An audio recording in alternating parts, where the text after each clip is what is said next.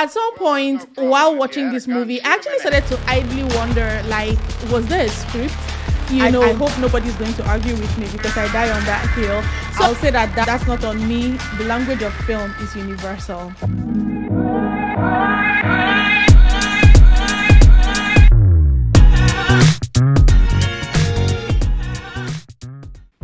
Hello, welcome or welcome back. Today we're reviewing Orisa, Deity, a 2023 drama currently streaming on Prime Videos. I'll add to that epic drama. Welcome. This movie, Orisa, is written and directed by Odunlade Adekola and produced by Film One Studios. For its synopsis, it says, when a king becomes rogue and loses respect for the gods and the people, insanity becomes his fate. This predicament befalls him at a time when a terrorist who he once struck a deal with returns to forcefully take over the kingdom. Now, before I get into dissecting this movie, let me just say that, as always, I'll be limited by the fact that I don't speak Yoruba and I'm not of the culture. So there are things that I might not fully understand, and I insist on watching movies in the original language, not the dubbed version. So I don't know, I have to read the subtitles. That said, should a movie be made for only those who have immediate cultural access to it? That's for you to answer. Anyone who's going to tell me, oh, you didn't get this or that because you don't understand Yoruba, I'll say that that's not on me. The language of film is universal. Now, just a reminder to flirt with that like button, the subscribe button if you're not subscribed. And please, at the end of this, don't forget to leave a comment and to share. Let's get to it. As I stated in the synopsis, Orisa, just a brief summary. Well, there's no real summary to be had, honestly. Orisa is a story of a king who goes crazy. That's what he said in the summary. And that's pretty much all there is to it, right? So let's talk about it. What worked? Number one, in media res. This movie gets right into the story. That was my favorite thing of all, which is that right from the opening scenes, the conflict of the movie is immediately established. Another thing that I really like I've said, I like to watch movies in the indigenous language, and that's because I actually genuinely love indigenous language movies from any culture. This one specifically is in Yoruba, and usually that brings with it all the richness and color and celebration of culture that you can expect from a movie of this kind, and also this one specifically being an epic. Cast and performances. This movie stars Femi Adebayo, Odunlade Adekola, Kemi Afolabi, Ayo Mogaji, Ibrahim Yekini, Jide Kosoko, and of course, my crush, everyone's crush, Shafi Bello. The acting was very good, but there's going to be a caveat there that I'll come to later. Now, these are seasoned actors, so the good performances is no more or less than you would expect of them. The narration also by Yinka Quadri, I hope I said the name right. That was also good. It was okay. Most of the soundtrack was great, not so much the score. Not great. The soundtrack was good. It was good. It was enjoyable enough. I still much prefer everything Jagun over this movie. Let's not even say, not just the soundtrack, but since we're talking soundtrack, I prefer the soundtrack from Jagun. The technical elements were done well: set design, location, costume, makeup, stuff like that. The tribal marks, though, seemed they looked painted on, but it wasn't a big deal. And this movie had some genuinely funny moments. I did laugh out loud a few times. In fact, I think I did tweet asking, is this movie listed as a comedy? Because it was funny, but the genre is drama. The cinematography, I'll say it was adequate. I think the directing too was fine. None of these things really stand out. They were fine. The visual effects in this movie, they were okay. They nearly ruined it at the end, towards the end of the movie. They almost ruined it. But just in general, it was also, there's been a lot of improvement. Let's just say that from a few years ago. Some parts of the story were told in a non-linear fashion, and that's usually a good thing. I'm not sure if that was such a good thing for this movie, because whenever we had stuff come back from before, in my opinion, it just caused confusion and sort of undermined stuff that had been said before. But just an attempt at telling the story and structuring it in a non-linear fashion, that's something that I typically like. So I'm going to list it as something that in the good section of stuff that worked.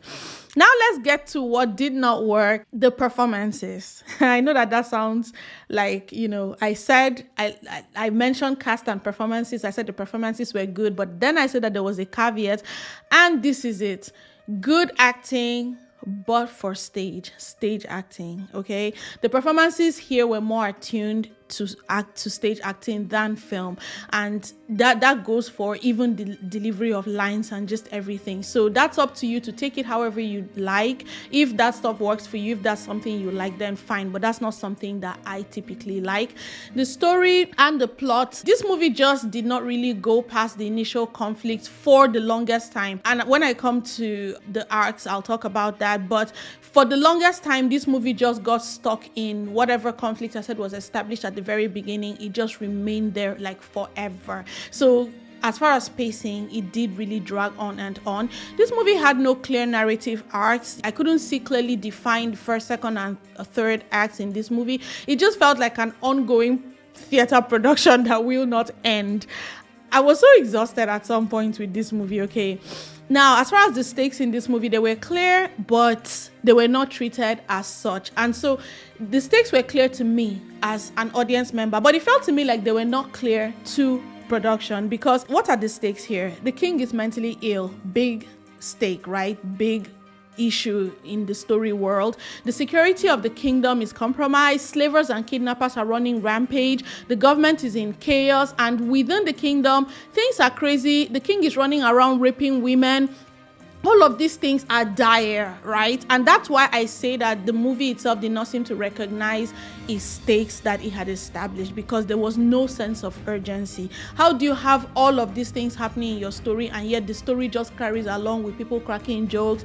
And, now, if the rules of succession had been established, perhaps it would have helped me understand sort of like what the limitations were as far as somebody trying to usurp the throne. I would have understood, okay, why is no concerted effort being made to put the king aside? But I didn't even really understand the rules of succession here. So it just felt like nobody was motivated enough to go for that position. Even the other guy with the praise singers, I think that was the Balogun, he didn't even make like a real overt play for the throne. It was just like he was sort of having his own little backyard kingdom with praise singers and irritating his wife, in the background, but not a real play for the throne as you would expect when something like this has happened, where basically there's no king on the throne, right? So there was no clear protagonist. So we just had a protagonist with things happening to him, and he's in the throes of mental illness. So none of his actions actually held any meaning, if that makes sense. There were no character journeys to follow. There were no emotional storylines. There was no character, no one to root for. This movie was just a whole lot of noise and chaos, was how I just felt overwhelmingly as I continued watching, and just a lot of Femi Adebayo being Femi Adebayo. My bra stripe is bothering me. It's me that says I want to wear off shoulder. So in many ways, this movie just ended up feeling indulgent.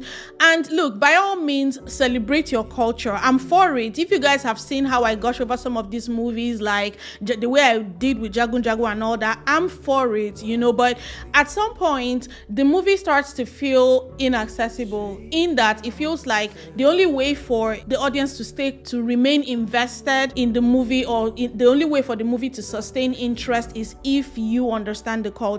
And so in that way, it felt like at some point the movie just became inaccessible. And if I didn't have to do this review, I really could have quit before the halfway mark. And then another thing I did not enjoy was the treatment of women in this movie, nor did I even understand their role, right? Let's talk about it. On one hand, these women, they kind of moved around helplessly in this story, and life was just happening to them. Mostly, events orchestrated by hapless, narcissistic, and/or cowardly men, right? This whole system was being run by one megalomaniac or egomaniac or the other, all with their sycophants surrounding them and cheering them on. That's just literally what was happening in this movie. And yet, on the other hand, these women have their coven, right? Meaning that they exercised a great deal of power. But what did they do with that? How exactly was this power utilized to affect their lives? Because they were the main casualties of this broken system within this community or this kingdom or whatever it was. So as far as women also being more or less props in this movie, I guess you could say that that's social commentary in keeping with culture, where more often than not women are pushed to the background, but in that background their actions sort of control the things that are happening in the foreground, and with leading men to think that they are actually the ones running things and in control of things. Meanwhile, it's the women. But I'm still asking the question, these women in the background running things in their coven and all of that, how did that help them?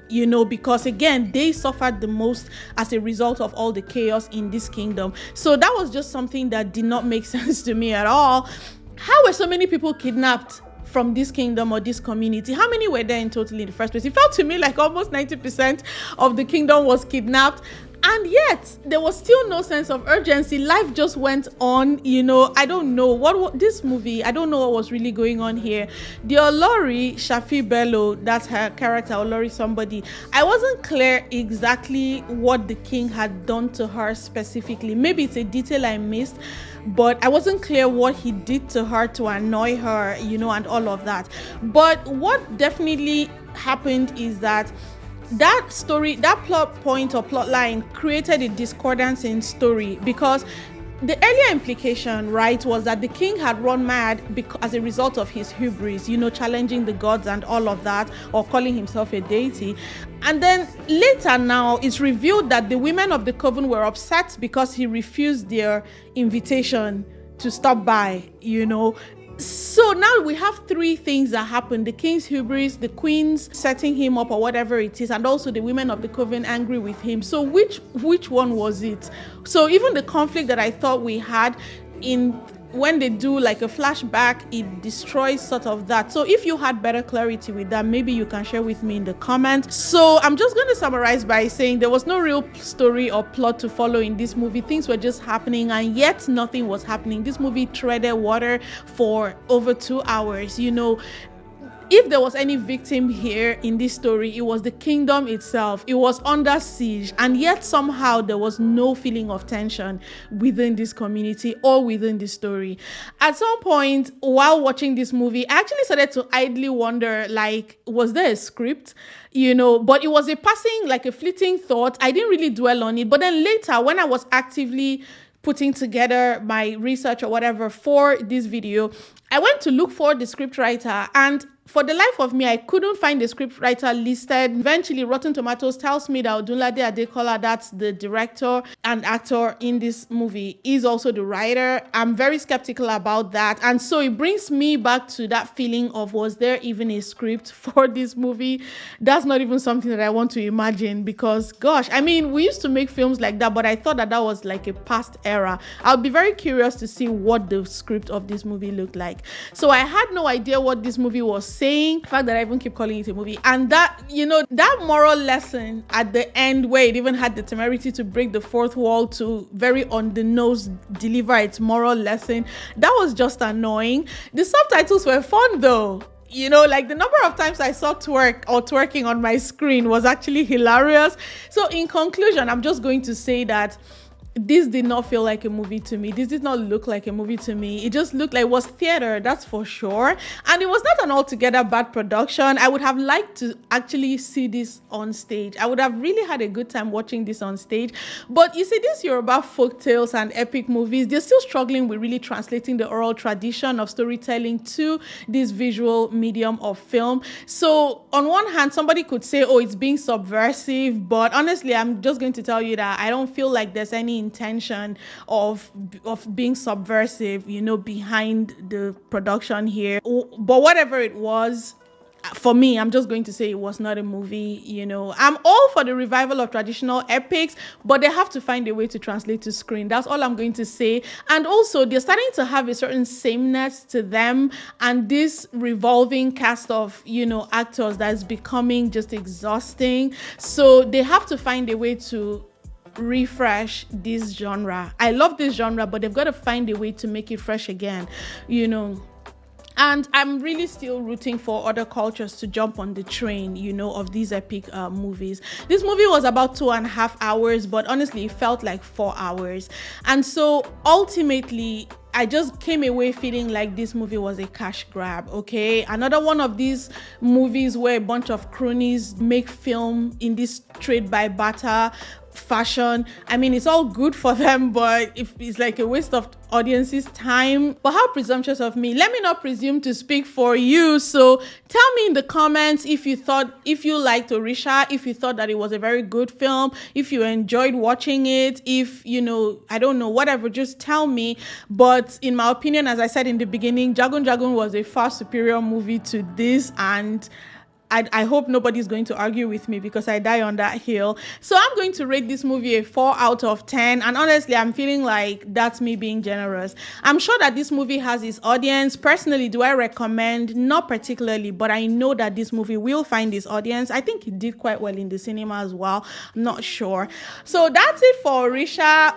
I did still, I'm not all bad belle, so I did still do my marquee art for this movie, and it was a lot of work. But listen, I needed, while getting ready for this review, I did this more for me, for once, to center myself, because as far as this movie, I don't think it deserved my talent, okay? For this marquee art, okay? I'm messing with you with that. I love doing it for my channel, for just, if for nothing else, that's just a small nod to effort, my little way of saying, hey, we're going to talk about it. We're going to still honor the movie, and just say something about it, even if that thing is overwhelmingly, this could have been so much better. But even I reserve that for certain movies that are close. This movie was not close. I don't know what it was. I don't know what it was trying to say. Let me stop there. Thank you so much for tuning in. You know what I always ask you to do all the things. Like, please, if you haven't, if you're not subscribed, would you please share with your friends and your community? Thank you so much, and talk to me in the comments. Remember, you have the right to an incredible viewing experience, so never settle. Thank you.